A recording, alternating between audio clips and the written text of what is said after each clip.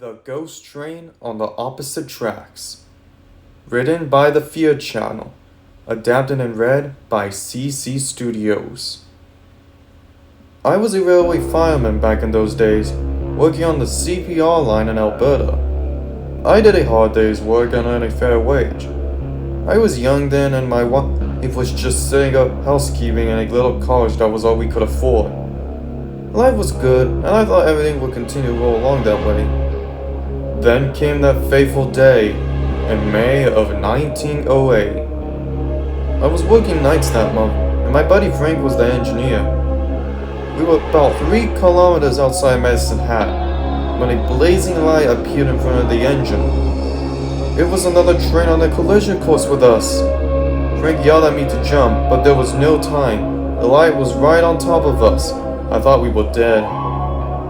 Then the oncoming train veered off to the right and ran past us, its whistle blowing and the passengers staring right at us through the windows. But there was only a single track in that stretch of hills, and it was the one we were on.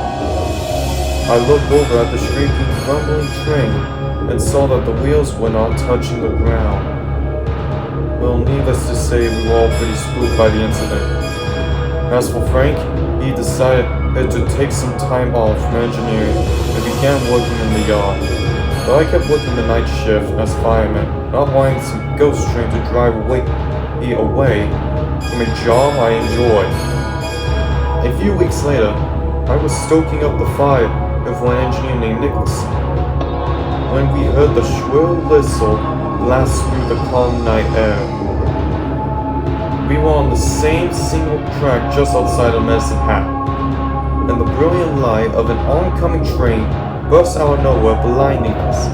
Nicholson gave me a shout of terror, and I thought my heart would stop.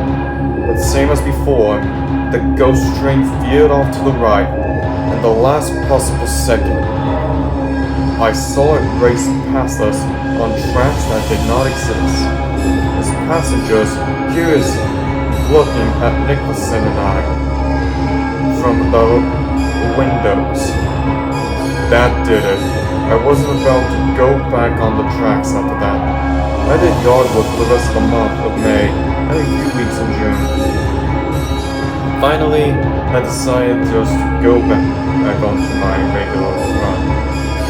I was firing up an engine in the yard one night after returning to my position as fireman, when a report of an accident came in. The Spokane Flyer and a left-bridge passenger train had a head-on collision on the single track 3 kilometers outside of Medicine Hat, on the exact spot where the ghost train had appeared.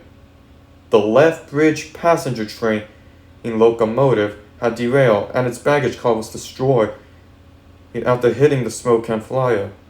7 people were killed in the accident, including the 2 engineers. One was my buddy Frank, and the other was Nicholson.